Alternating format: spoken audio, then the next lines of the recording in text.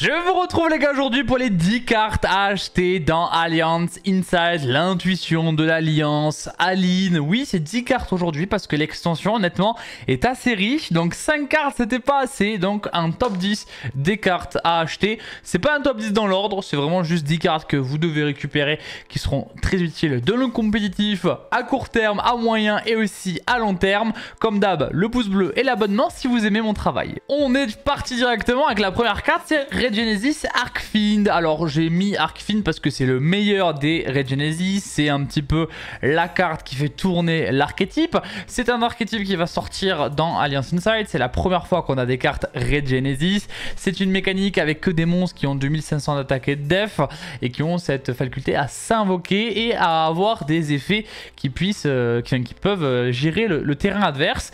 Donc lui, pourquoi il est intéressant de le récupérer? Déjà parce que c'est une secret, donc elle va être un peu plus cher que d'autres. C'est la carte qui est x3 quand on joue Regenesis, en sachant que c'est un archétype qu'on peut splasher avec d'autres. Si cette carte elle est dans votre main, vous pouvez l'invoquer SP en révélant un autre monstre qui a 2500 d'attaque ou de def. Donc c'est pas un one card combo, il faut quand même un autre monstre qui a 2005 d'attaque ou de défense pour l'invoquer. Mais ensuite, une fois qu'elle est norme ou spé, on peut tuto une carte Regenesis depuis le deck ou bannissement à la main bien évidemment, et durant le tour adverse, dans la end phase adverse, si cette carte est dans le cimetière parce qu'elle a été envoyée ce tour, on peut la récupérer en main. Ça c'est un peu une mécanique commune des Regenesis qui peuvent se récupérer en main, et sachez que tous les autres Regenesis à part Arcfiend peuvent s'invoquer en inhérent si je me trompe pas, si on contrôle un monstre qui a 2500 d'attaque ou de défense sur le terrain. Donc lui il va être celui qui s'invoque en premier pour vous permettre d'invoquer tous les autres, en plus de tutoriser une carte de l'archétype. Donc c'est vraiment une super carte à récupérer. S'il y a une carte dans une avant-première qui sort et qu'elle est vendue pour pas trop cher, récupérez-la parce que Arcfiend va être très intéressant. Je vous le dis aussi, dans vos avant-premières, vous allez pouvoir la récupérer en tant que carte promotionnelle si vous faites deuxième, je crois qu'il y en a eu une aussi au tirage au sort, et donc elle sera en ultra rare dans les promos des avant-premières ou en secret dans les boosters. Les précommandes d'Alliance Inside sont disponibles sur Naruko Games, mon site partenaire. Vous avez le lien dans la description, vous avez la boîte à moins de 80 €. N'hésitez pas si vous voulez vous faire plaisir, surtout que ça va être une super extension. On remercie encore Naruko Games qui est un site qui s'est lancé il n'y a pas longtemps. C'est des Toulousains qui essayent de s'en sortir, donc donnez-leur de la force. Si tu cherches des cartes à l'unité, je t'invite à aller sur le profil de Naruko, le lien est dans la description. Tu retrouves une tonne de cartes à prix très intéressant. Merci à lui encore pour sa confiance et son soutien, c'est important pour la chaîne. La deuxième carte, c'est Star Raizil qui sera aussi une secret rare. Vous allez voir que les secrets rares sont très bien. Sur les 10 secrets rares de l'extension, il y en a au moins 8 qui sont très bien, voire 9. Et il y en a une qui est un petit peu en dessous du lot. Donc si vous ouvrez des boîtes, vous avez quand même beaucoup de chance d'avoir des bonnes cartes. Star Raizil, elle, ça va être une carte qui va pas, je pense, coûter très cher parce que pour le coup, c'est une one-off dans le deck Raizil. On sait qu'il s'est fait toucher, mais ça vient rajouter un petit peu de consistance au deck. C'est un extender qui peut s'invoquer de la main en détachant un matériel d'un monstre Xyz qui est sur le terrain. Donc c'est pas une carte aussi gratuite que les autres Raizil. Par contre, elle a un effet super intéressant, c'est que si elle est invoquée spécialement, on peut poser sur le terrain une magie piège Raizil. Ça veut tout simplement dire qu'on peut poser notamment le terrain Rizéal directement sur le terrain avant la 5e summon, et du coup on évite de se prendre Nibiru. C'est aussi pour empêcher le choke point de Duo Drive. Vous le savez, Duo Drive il aimait bien aller récupérer 2 cartes Raizil, notamment le terrain. Avec Star Raizil on va pouvoir avoir accès directement au terrain et peut-être empêcher la negate de notre Duo Drive. Voilà, c'est aussi pour ça que je pense Konami a limité, a semi-limité tous les names Raizil. Celui-ci vient pour améliorer la stratégie et la consistance du deck. Nous avons également Malice P, Lièvre de Mars en secret. Et ouais, encore une secret. Celle-là, elle sera jouée en 2 voire 3 exemplaires, je pense, dans les decks Malice. En tout cas, c'est une très bonne carte qui a comme effet sur le terrain que l'adversaire ne peut pas cibler les monstres liés Malice qui ont cette carte qui la pointe. Donc ça, c'est un petit effet sympa. C'est les petits effets bonus des names Malice du deck. Ensuite, on peut utiliser chacun des effets qu'une fois par tour de cette carte. En main phase, si cette carte est dans la main, donc c'est n'importe quelle main phase, on peut en quick effect bannir une autre carte Malice depuis la main ou le cimetière. Et si on le fait, invoquer spécialement cette carte. Donc c'est très fort, ça permet de directement être une interruption potentielle pendant le tour adverse. Et en plus de ça, on peut théoriquement passer au-delà de cartes comme Call By ou ce genre de choses. C'est une carte très intéressante qui est polyvalente et qui permet d'être un extender pour le deck. Si cette carte elle est bannie, elle a un effet où vous payez 300 life points, ciblez une carte bannie Malice et la récupérer en main. Donc en soi vous pouvez directement récupérer cette propre carte en main. Donc une carte très polyvalente qui va complexifier un petit peu le deck Malice et qui va surtout le rendre un peu plus polyvalent à certaines situations. Nous avons une cover card, l'allié de Code Talker à Tignister. Oui, c'est le monstre du booster. Et le monstre du booster, cette fois, est vraiment très intéressant. Parce que l'allié de Code Talker, il a un énorme effet, vous allez voir. Et il va être très fort avec Malice. Donc je vous invite à le récupérer. Ça va être une one-off. Elle va pas coûter, je pense, si cher que ça. Même si elle a un effet surpuissant. Si cette carte, elle est invoquée par alien, on peut invoquer autant de monstres Cybers avec 2300 d'attaque depuis le cimetière que possible dans des zones qui sont pointées par cette carte, et elle gagne 500 d'attaque pour chaque monstre invoqué spécialement jusqu'à la fin du tour. Ça peut aider à faire l'OTK et ça peut surtout respect énormément de names, enfin 3 names Malice, donc c'est quand même pas horrible du tout parce que les Malice ils ont 2300 d'attaque et ensuite elle a un effet quand l'adversaire active une carte ou un effet en effet rapide. Vous pouvez sacrifier un monstre lien que cette carte pointe pour annuler l'activation, et si vous faites bannissez la carte. Bon, ça c'est forcément très fort, c'est une negate sur le terrain d'activation et qui bannit. À part si vous jouez contre Malice, a priori bannir ça va être très très fort. Donc c'est une énorme disruption, c'est quand même un lien 5 donc c'est vraiment une pièce de combo. Surtout qu'elle a une restriction où on peut pas invoquer spécialement jusqu'à la fin du tour, une fois qu'elle est arrivée sur le terrain. Donc voilà, c'est quand même quelque chose. C'est une super carte, elle va être forte dans tous les decks qui climb des liens. Donc vraiment très très fort, surtout que c'est une carte qui est générique. Donc n'importe qui pourrait en théorie la faire tant qu'on arrive à avoir un monstre lien qui la pointe. C'est du coup une carte très intéressante qu'il faut récup, qui est en secret là aussi. La prochaine carte c'est aussi une secret rare, c'est le trancheur gordien, je crois le nom en français, un truc comme ça. En tout cas c'est les traductions qui avaient été données au début. Elle est surpuissante cette carte parce que son effet et son activation ne peuvent pas être annulés. Ça fait penser à des cartes comme Super Po où on peut pas répondre. Là vous pouvez répondre mais vous pouvez pas annuler l'effet de cette carte. Ça vous empêche pas de faire des choses mais vous n'allez pas pouvoir l'annuler. Voilà. Donc ça c'est fort. Donc cette carte là c'est forcément une carte qu'on active au début de sa main phase, que ce soit la main phase 1 ou 2. On va cibler un nombre de cartes sur le terrain qui soit face up que l'on souhaite. 1, 2, 3, 4, 5. C'est vous qui choisissez. Et on va bannir une carte depuis la main ou 6 et ou 6 depuis l'extra deck, et pour chaque target face down. Donc vous allez, si vous bannissez une carte depuis votre main, elle va être face down et la target que vous avez choisi sur le terrain va être renvoyée à la main. En gros, vous pouvez bounce si vous payez le coup de renvoyer une carte de votre main, 2 cartes de votre main, 3 cartes de votre main, ou 6 depuis votre extra deck, 12 depuis votre extra deck, en sachant que vous pouvez aussi faire les deux. Vous pouvez target 3 cartes sur le terrain, dégager 12 cartes de l'extra deck et une carte dans votre main qui seront face down, donc elles seront plus utilisables, et ça vous permet de bounce jusqu'à 3 cartes, en sachant que vous pouvez cibler n'importe quelle carte face recto, c'est pas forcément des monstres. Donc c'est une staple, c'est un gros removal qui peut clairement vous permettre d'OTK, parce que ça ne vous donne pas de restrictions sur l'OTK, et si vous avez pas mal d'infos sur l'adversaire, cette carte là elle est dévastatrice. Donc récupérez-la, surtout si elle n'est pas trop chère, parce que ça trouvera des méta où ce sera super fort. La prochaine carte c'est Song of the Dominator. C'est une nouvelle carte qui marche avec les Dominus. Et ouais, Dominus Purge et une pulse qui a explosé en prix parce qu'elle est super intéressante. Cette carte là les gars, elle est directement un peu dans cet archétype de trappe, parce qu'elle nous dit que si on a déjà aucun monstre dans notre cimetière, on peut activer cette carte depuis la main. Donc ça c'est quand même intéressant. C'est quand même une restriction où tu ne dois pas avoir fait d'entrap monstre avant de la faire. Donc ça va quand même être déjà une restriction. Et elle en a d'autres, des restrictions, vous allez voir ça. Si votre adversaire active un effet de monstre sur le terrain, on peut donc activer la carte et appliquer l'effet. L'effet il est quand même contraignant parce que on ne peut pas activer d'effet de monstre dans la main, cimetière et bannissement jusqu'à la fin du prochain tour après l'activation de cette carte qui était activée depuis la main et qui résout. Voilà, donc si vous la faites, cette carte depuis la main, vous ne pouvez plus faire d'effet de monstre depuis la main, cimetière ou bannissement. Mais la carte, l'effet du monstre sur le terrain va être annulé. Puis si vous avez un trap dans le cimetière, vous pouvez tuto une carte Dominus. Donc une carte tout simplement qui fait un perm.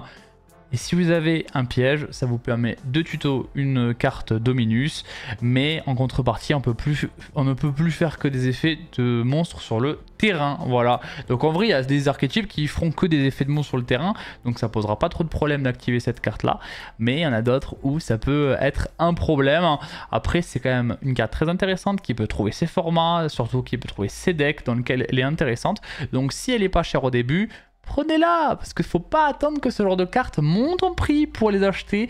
On peut penser à Purge, hein, qui est super intéressante avec Blue Eyes notamment, qui est intéressante dans Finsmith quand les decks peuvent le jouer, et qui est une carte qui a beaucoup monté en prix alors qu'au début elle était à 9 €, là maintenant elle a une trentaine d'euros, et Dominus Impulse là maintenant je trouve que c'est une carte à 80 € alors qu'à la base moi je me rappelle avoir acheté le playset à 27, donc c'est important les gars de récupérer les cartes dès le début, souvent elles sont un petit peu moins chères et celle-ci elle en fait partie. On passe maintenant à Jurichin, The Cursed Thunder God. C'est un monstre synchro de niveau 11 que j'aime beaucoup, beaucoup, beaucoup. C'est un monstre générique. Ouais, il est générique, il fait le café. Vous allez voir ça.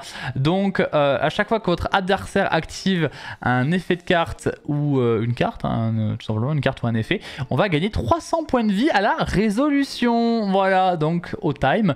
C'est une carte qui met la pression. Elle a d'autres effets. Durant le tour de l'adversaire, effet rapide, on peut sacrifier cette carte et payer 1500 life points pour activer l'un de ses effets. Les deux effets, c'est détruisez toutes les cartes face recto monstre que l'adversaire contrôle. Donc détruisez tous les monstres face recto que l'adversaire contrôle. Donc ça fait Raigeki sur les monstres face up. Ou détruisez toutes les cartes magie piège face recto que l'adversaire contrôle. Donc ça fait Plumeau de Damarpi sur les cartes face recto. C'est pas OP, c'est pas sur toutes les MP, c'est pas sur tous les monstres, mais quand même c'est une carte générique très intéressante de niveau 11 qui a une belle attaque, 3100 de défense et qui peut aussi être mis en défense. Et s'il reste plus que 2-3 minutes, l'adversaire, dès qu'il va activer un effet, il nous fait gagner des points de vie.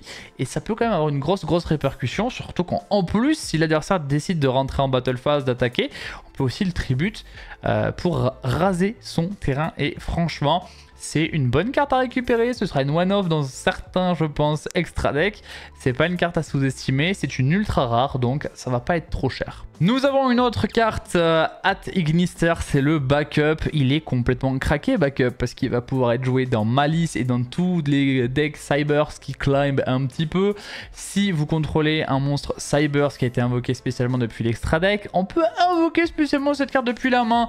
Donc c'est un extender si vous avez un Cybers qui est de l'extra deck, ce qui est quand même assez facile à faire dans beaucoup de decks parce que les liens 1 Cybers ça existe. On peut invoquer spécialement cette carte donc depuis la main, on l'a dit, et si elle est dans Mousepay, donc c'est gratuit, dans Mousepay c'est quand même assez facile, on peut ajouter un monstre Cybers Dark depuis le deck à la main, sauf elle-même, puis discard une carte. L'effet de discard n'est même pas un coup. Si ça avait été un coup, ça aurait été un peu plus fair play. Mais en fait, ce que ça veut dire, c'est qu'on peut tuto ce qu'on veut, mais surtout, on peut tuto un Malice. Voilà, donc c'est pour ça que la Ignister va être très fort dans Malice. Parce que cette carte-là, si tu n'as pas de name en main, elle te permet de tutoriser un name. Voilà. Donc ça va être très fort dans Malice parce que tu t'assures d'avoir un nombre de starters hallucinant. Et c'est en plus de ça un extender en plus d'être un starter potentiel pour le deck. Donc ouais, c'est fou. La carte est folle, même si tu la normal summon, en vrai elle est pas mal si t'as de quoi ensuite bannir dans ta main. Surtout que la carte que tu tuto, tu peux la discard et que si tu as un bestial en main, ça peut faire le café. Imaginez les gars, vous faites invocation normale de backup, vous pouvez tuto Loire, vous la défaussez et ensuite vous pouvez faire un Magnamut par exemple sur le Loire pour bannir le Loire et full combo. Voilà, donc ça paraît fort, ça l'est, donc backup récupérez-la. Je crois que c'est une ultra rare, voilà, il me semble, je vais vérifier ça. C'est bien une ultra rare, donc ça va être une carte à récupérer. Ce sera sûrement une x3 dans les decks, donc va falloir investir sur le playset qui je pense sera plutôt utile vu que la carte est super forte. La prochaine carte, elle est accessible à vraiment tout le monde. C'est Chaotic Elements, c'est une commune, voilà, une commune. Je sais qu'il y en a, ils vous ouvrent des boîtes, donc cette carte là vous allez pouvoir la récupérer en beaucoup d'exemplaires, mais certains d'entre vous c'est pas forcément le cas, donc n'oubliez pas dans vos avant-premières ou autres de la récupérer Chaotic Elements. Pourquoi? Je vais vous expliquer. C'est une carte qui peut tutoriser un monstre de niveau 5 ou plus qui est light ou dark et de type pyro ou aqua. Donc elle est quand même polyvalente, ça permet de faire des light pyro, light aqua ou dark pyro, dark aqua. Donc en vrai dans l'histoire du jeu ça fait pas mal d'archétypes. Depuis le deck ou du cimetière à la main, donc en plus on peut recycler du cimetière, c'est quand même intéressant. Puis si vous avez 3 ou plus monstres pyro et ou aqua dans le cimetière, on peut pop 1 sur le terrain. Donc elle a un petit effet de pop qui est un effet bonus mais qui au grind game peut être très intéressant si vous jouez un archétype qui peut jouer la carte. Je vais vous donner des archétypes après. Si cette carte que vous contrôlez, si votre adversaire contrôle un monstre light ou dark qui est pyro ou aqua, on peut bannir cette carte depuis le cimetière puis cibler un monstre que l'adversaire contrôle. On en prend le contrôle jusqu'à la fin du tour. Voilà, donc en plus elle a un effet dans le cimetière qui peut être très fort dans un mirror match. Petit effet bonus qui peut être sympa. Pourquoi je vous dis de récupérer cette carte qui est en commune? Moi je pensais que ça allait être un peu plus haut au niveau de la rareté. Et bien parce que c'est tout simplement une carte de tuto qui va être très forte dans Canine. Et ouais les gars, Canine, c'est une carte qui permettra d'aller tuto les différents monstres Canine qui sont de niveau 5, on le rappelle. Donc allez récupérer cette carte là. Je crois que ça marche aussi avec Ascend et Tristina, cette carte-ci. Voilà, donc récupérez-la, c'est une commune et elle est intéressante vu que ça te permet d'aller tuto ce que tu as besoin dans Canine qui sera méta, je pense, dans quelques mois. Et on va terminer cette vidéo avec la 10e carte, Ameno Abakiri no Mitsurugi. C'est l'exclu TCG. J'ai parlé de la carte sur la petite présentation des Mitsurugi lors de ma vidéo de la semaine dernière. Donc Ameno Abakiri no Mitsurugi, c'est une super rare. Voilà. Alors attention, les super rares, des fois, ça peut valoir des sous. Surtout que ça, c'est une carte qui va être en x3 dans le deck Mitsurugi. Pourquoi ça va être une x3? On va l'expliquer. Donc on peut invoquer cette carte rituellement avec le rituel Mitsurugi. Jusque là, pas de surprise. Les monstres de l'adversaire qu'il contrôle perdent 800 d'attaque. Ah, c'est quand même beaucoup 800 d'attaque, hein. C'est quand même énorme. On a un effet qui nous permet de la révéler, cette carte depuis la main. Ça c'est un coup, vous la révélez. Et vous pouvez invoquer spécialement un monstre Mitsurugi depuis le deck. Puis sacrifier un monstre que vous contrôlez. Ça vous permet de spé Saji ou le nouveau Mitsurugi qui permet de tuto un monstre. Donc soit vous invoquez Saji qui permet de tuto une magie, soit l'autre qui permet de tuto un monstre. Vous pouvez directement le sacrifier. Du coup, on se prend moins d'entrap et ainsi vous pouvez directement tutoriser ce que vous voulez sans prendre de Veiler, sans prendre d'imperm et ce genre de cartes. Parce que les Mitsurugi, les niveaux 4, quand ils sont sacrifiés, ils permettent aussi d'aller tuto soit une magie, soit un monstre. Donc ça c'est super intéressant parce que c'est un one-card combo. Et ouais les gars, un one-card combo tout simplement. Elle a un autre effet. Donc cet effet là de se révéler, c'est une fois par duel. C'est un effet quand même assez cher, hein, donc s'il se fait interrompre cet effet là, ça fait un petit peu mal, on va pas se mytho. J'aurais bien aimé que ce soit juste une fois par tour, ça aurait été très fort pour l'archétype. Si cette carte est sacrifiée, on peut tutoriser une carte Mitsurugi depuis le deck à la main, sauf elle-même, puis l'invoquer spécialement. Ça c'est tout, c'est les mêmes effets pour toutes les cartes rituelles Mitsurugi, donc un effet classique, mais son premier effet est un one card combo, et ça c'est vraiment très puissant, donc ça va être l'effet souvent qu'on va devoir interrompre, j'imagine, pour empêcher beaucoup le deck. Mais en même temps, si on empêche cet effet là, on est un peu plus sensible peut-être sur une normale summon ou ce genre de choses. Voilà, en tout cas c'est une carte à récupérer si vous comptez jouer Mitsurugi. Si vous n'avez pas pris la rituelle, sachez qu'elle a explosé en prix, et je vous le dis, ce deck là sera représenté au championnat de France et il a un énorme potentiel. J'espère que cette vidéo sur les 10 cartes à récupérer dans Alliance Inside vous a plu. Je n'ai pas évoqué de Dragon Ruler pour la simple et bonne raison que je pense pas forcément que ce soit le meilleur deck et que les cartes sont très typées pour l'archétype Dragon Ruler. Je vous ai quand même parlé de Malice et de Raizil parce que c'est des decks qui dominent et que vous avez peut-être déjà des cartes de ces archétypes là et qui sont très populaires. Dragon Ruler, écoutez, si ça vous intéresse, de toute façon, vous allez récupérer les cartes. Voilà. Donc j'ai pas parlé de Dragon Ruler parce que bah, c'est pas forcément des staples ou c'est un petit peu moins évident de se dire c'est cette carte là à acheter directement. Là où par exemple Arcfin Regenesis, c'est une carte qui peut se jouer dans d'autres archétypes et qui peut avoir un intérêt dans une toute petite base Regenesis dans un plus gros archétype. Voilà, tout simplement. En tout cas, j'ai fait un choix et je vous ai limité à ces 10 cartes là. J'espère que ça vous a plu. Je vous fais des bisous. C'était SD. Tchuss.